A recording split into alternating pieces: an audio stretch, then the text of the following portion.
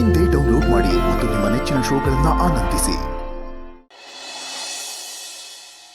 ಮನೆಗೆ ಸೊಸೆಯಾಗಿ ಬಂದ ಕೂಡಲೇ ನಿನ್ ಗಂಡನ ನೀನ್ ಕಾಪಾಡ್ಕೊಂಡ್ಬಿಟ್ಟೆ.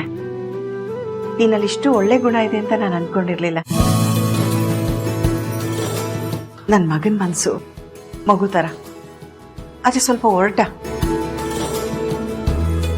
ಇನ್ಮೇಲೆ ನಿನ್ಗೆ ಹೇಗ್ ಬೇಕೋ ಹಾಗೆ ಬಗ್ಗಿಸ್ಕೋಬಹುದು ಅವನನ್ನ. ಇಷ್ಟು ವರ್ಷ ಅವನನ್ನ ನಾನು ಸಾಕ್ತೆ, ಇನ್ ಮುಂದೆ ಆ ಜವಾಬ್ದಾರಿ ನಿಂದಮ್ಮ. ಸಂಜನಾ, ದೇವ್ರಿಗೆ ದೀಪ ಹಚ್ಚಿ ಒಳ್ಳೇದಾಗ್ಲಿ ಅಂತ ಬೇಡ್ಕೊ. ಅಮ್ಮ, ಸಾಹೇಬ್ರು ಬರ್ಲಿ. ಬದುಕಿರೋ ಮಗನ್ಗೆ ಕಾರ್ಯ ಮಾಡಕ್ ಹೊರಟವ್ರು ಬರ್ತಾರೇನೋ.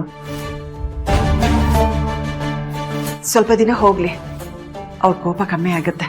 ನೀನ್ ಹೋಗಮ್ಮ.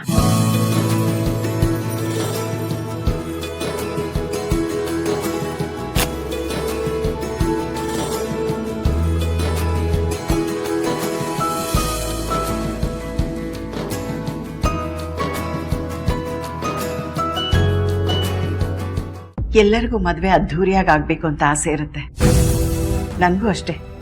ಮನೆಗೆ ಬರೋ ಸೊಸೆಗೆ ಏನಾದ್ರೂ ಕೊಡ್ಬೇಕು ಅನ್ಕೊಂಡೆ. ಆದ್ರೆ ನಾನು ಅನ್ಕೊಂಡಿದ್ದು, ನೀನ್ ಆಸೆ ಪಟ್ಟಿದ್ದು ಯಾವುದು ನೆರವೇರ್ಲಿಲ್ಲ. ಮದ್ವೆ ಹೀಗಾಯ್ತು ಅಂತ ಬೇಜಾರು ಮಾಡ್ಕೊಂಡ್ಬೇಡಮ್ಮ. ಪರವಾಗಿಲ್ಲ ಅತ್ತೆ, ನಮ್ಮ ಮನೆಯವ್ರ ಬಲವಂತದಿಂದ ನಾನು ಚಿರಾಗ್ ಅವ್ರನ್ನ ಮದ್ವೆ ಆಗೋದಕ್ಕೆ ಒಪ್ಕೊಂಡೆ. ಅದು ಅಲ್ಲದೆ ದೀಪಾನೇ ಈ ಮದ್ವೆನ ಮುಂದೆ ನಿಂತು ಮಾಡಿಸ್ತಾಳೆ ಅಂತ ವಿಷಯ ಗೊತ್ತಾಗಿದ್ರಿಂದ ಮೋಸ್ಟ್ಲಿ ಅವಳಿಗೆ ಚಿರಾಗ್ ಅವ್ರ ಜೊತೆ ಜೀವನ ಮಾಡಕ್ ಇಷ್ಟ ಇಲ್ಲ ಅಂತ ನಾನು ಅಂದ್ಕೊಂಡಿದ್ದೆ. ಹೋಗ್ಲಿ ಬಿಡಮ್ಮ, ನನ್ನ ಮಗಳು ಒಂಥರ ತ್ಯಾಗಮಯಿ. ಅವಳ ಜೀವನ ಬೀದಿಗೆ ಬಿದ್ದರೂ ಪರವಾಗಿಲ್ಲ, ತನ್ನ ಗಂಡ ಅವ್ರ ಮನೆಯವರು ಚೆನ್ನಾಗಿರ್ಬೇಕು ಅಂತ ಆಸೆ ಪಡ್ತಾಳೆ. ಅವಳು ಈ ಒಳ್ಳೆತನನೇ ಅವಳು ಮುಳ್ಳಾಗ್ತಿದೆ.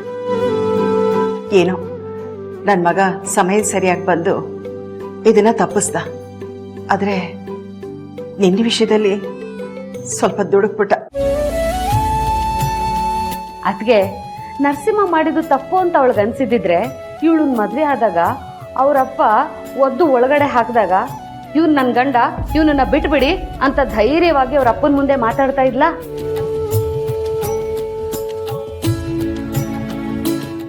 ನರಸಿಂಹನ್ ಫೋಟೋ ಇಟ್ಟು ಕಾರ್ಯ ಮಾಡ್ತಿರುವಾಗ ಅಣ್ಣನ ಹತ್ರ ಹೋಗಿ ನನ್ನ ಗಂಡನ್ಗೆ ಹೀಗೆಲ್ಲ ಮಾಡಬೇಡಿ ಅಂತ ಹೇಳ್ತಿದ್ಲ. ನರಸಿಂಹನ್ ಮೇಲೆ ಪ್ರೀತಿ ಇರೋದಕ್ಕೆ ಸಂಜನಾ ಇಷ್ಟೆಲ್ಲ ಮಾಡಿದ್ದು ಅಲ್ವೇನಮ್ಮ? ಹೌದು, ನರಸಿಂಹ ನನಗೆ ಎಲ್ಲ ರೀತಿಯಿಂದಲೂ ಸೂಟಬಲ್ ಆಗೋ ಪರ್ಫೆಕ್ಟ್ ಗಂಡ.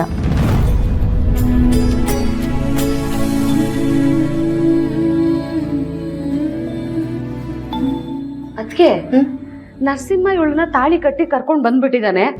ಈಗ ಇವಳು ಬಟ್ಟೆ ಬರೆಯಲ್ಲ ಏನ್ ಮಾಡೋದು? ಸದ್ಯಕ್ಕೆ ನನ್ನ ಸೀರೆಗಳಿದೆಯಲ್ಲ ಅದನ್ನೇ ಉಟ್ಕೊಳ್ಳಿ. ನಾಳೆ ಪೇಟೆಗೆ ಹೋಗಿ ಹೊಸ ಬಟ್ಟೆಗಳನ್ನ ತಂದ್ಕೊಡ. ಅದ್ರ ಅವಶ್ಯಕತೆ ಇಲ್ಲ ಬಿಡಿ ಆಂಟಿ. ಹೇ ಮೋನಿಕಾ,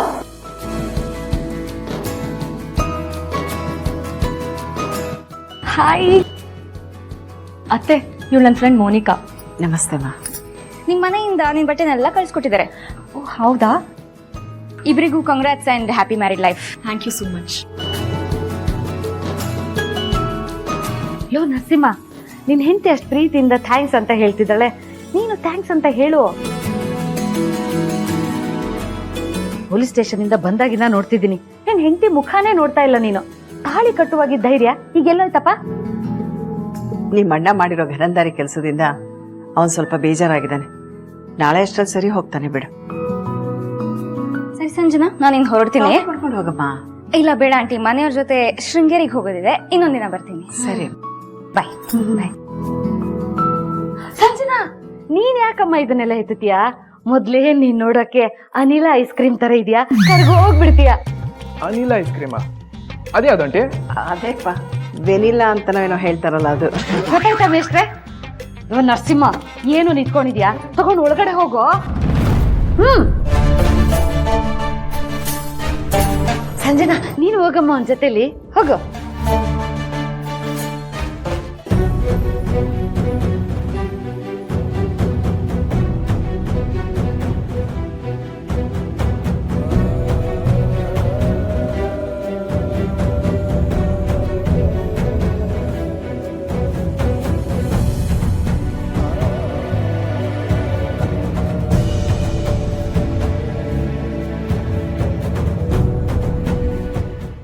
ಮಗನಿಗೆ ಶ್ರಾದ್ದ ಮಾಡಕ್ಕೆ ಹೋಗಿದ್ದೆ ನಾನು ನೋವಿಗೆ ಸಿಗರೇಟ್ ತರಿಸ್ಕೊಂಡು ಸೇದ ಕೂತಿದ್ದೀರಾ?